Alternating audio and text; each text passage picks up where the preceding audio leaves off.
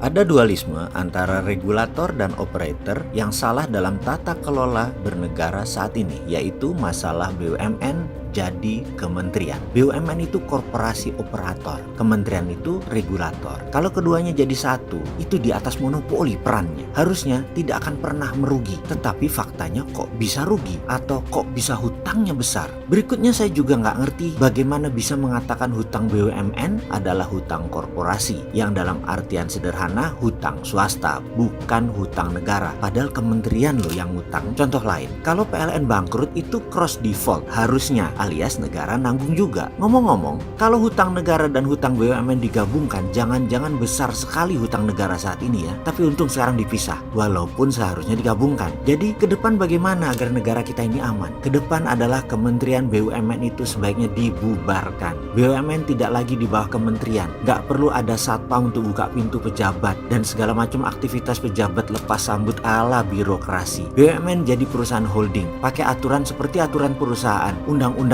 PT, pertanggungjawaban hanya terhadap pemegang saham. Tidak perlu undang-undang keuangan negara sebagai aturan baku untuk para eksekutif perusahaan BUMN, seperti halnya pembukuan di kementerian. Bisa lebih leluasa dalam mengembangkan usaha tanpa ketakutan yang berlebihan. Tidak ada lagi ancaman pasal merugikan keuangan negara. Para eksekutif itu bisa berlindung sepenuhnya pada undang-undang perseroan terbatas atau PT, seperti perusahaan swasta pada umumnya. Kita jadi bisa bersaing seru dengan swasta. Mereka cukup berbekal pada persetujuan RUPS, Rapat Umum Pemegang Saham. Itulah lembaga tertinggi dalam sebuah perusahaan. Begitu RUPS sudah menyetujui, maka ini menjadi tindakan aksi korporasi. Tidak akan lagi dikenakan undang-undang keuangan negara. Tidak akan lagi kesalahan prosedur tender itu ini mengganggu kita. Dan titipan pejabat atau anggota dewan yang terhormat yang suka nitip proyek semua pakai RUPS. Mereka tidak mempan dan tidak bisa mengendalikan BUMN saat ini. Selama RUPS sudah menyetujui, langsung dijalankan. Ini akan jadi sejarah baru. Semua berkompetisi sehat. BUMN sejajar kompetisinya dengan swasta dan ini akan mengurangi beban APBN. Sungguh, hal ini sejalan dengan keputusan MK bahwa anak sapi bukan sapi, atau pernyataan kemarin di mana Mahkamah Konstitusi sewaktu ditanya apakah Mandiri Syariah anak Bank Mandiri itu BUMN, maka diputuskan oleh MK bukan BUMN. Yang dimaksud MK adalah dalam bahasa gampangnya anak BUMN bukan BUMN. Ya sekalian aja BUMN-nya bukan sapi. Lah kan anaknya anak sapi bukan sapi, alias nggak pakai undang-undang keuangan negara, lepas pakai undang-undang perusahaan. Sesimpel itu. Jadi BUMN harus tidak boleh jadi kementerian lagi. Dengan demikian BUMN jadi lincah, jadi profit orientasinya, dan bisa buang 500 anak usaha yang tidak produktif dari 800 yang saat ini. Buat 5 holding, tidak perlu membangun super holding.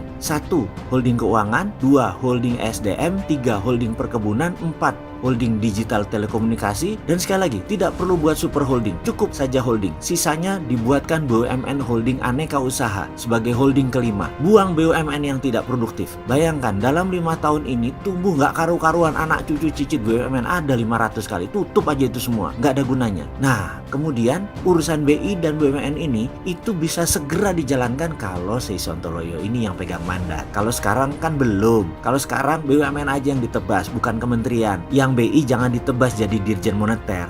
Gak enak sama IMF.